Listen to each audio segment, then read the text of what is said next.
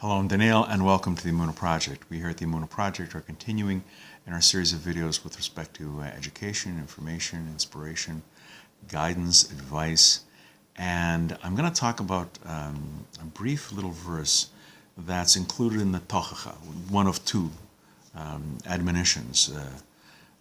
Very difficult passages. The first is in Leviticus chapter 26, and the second one is the verse I want to talk about is in Deuteronomy 28. These are passages which are very difficult to read and very difficult to hear.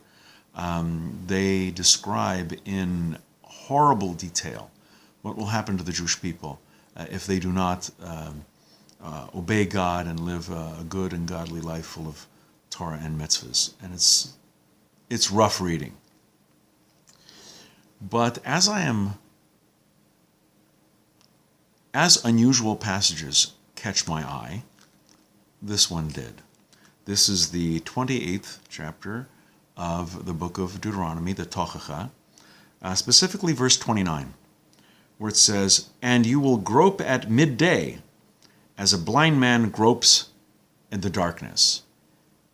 And immediately I think, if he's blind, what difference does it make if it's day or night? You know, can he even tell whether it's day or night? And the Talmud in Tractate Megillah 24b, Chazal take up this point, and they offer us some insight into this verse. They question: does in fact a blind person can he discern night from day? And a blind man stumbling in the night, what's the difference from a blind man stumbling in the day? And they recall the story of Rabbi Yosi, who he had an experience that provided him with an insight into this verse. You know, what's the difference between a blind man stumbling in the day and a blind man stumbling in the night? He once met a blind man walking in the dark, and the blind man was holding a torch. And so he asked the man, "Of what use is this torch to you? You're clearly blind." The blind man replied, "Yes, but when the torch is in my hand, others can see me, and they will prevent me from falling in a ditch or falling in a pit or walking into something. The light isn't for me to see, it's for others to see me." And Rabbi Yosi understood the Posuk's message, the verse's message. It predicts a time when people will walk around spiritually like a blind man at night, stumbling because no one can see them to help them avoid the obstacles. The interpretation, of course, refers to spiritual blindness.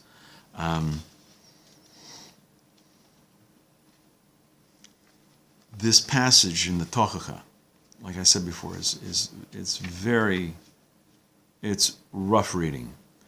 And when we look at it as a warning of things to come, so many bad and awful and horrible things have happened in the 3,300 years, 3,500 years since these verses were written in the Torah. And we've been subjected to the most inhumane persecution. We don't have to look very far back.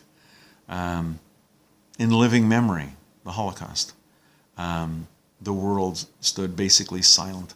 A handful of people helped, but by and large, we were slaughtered as the world remained silent. We've suffered throughout our ages, and we're groping around, hoping for someone to help, and all too often, no help came. And there's yet another aspect to this problem. The story of Rabbi Yosi talks about a blind man who wants to be seen. He wants to be seen so that others may help him. And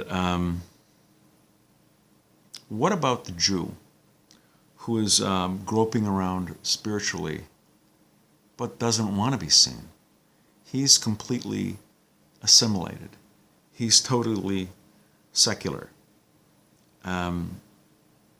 It does not even stand out as a blind man. No one can see him. Nothing is as sad and pathetic as someone who is so seriously challenged and doesn't know it or refuses to acknowledge it.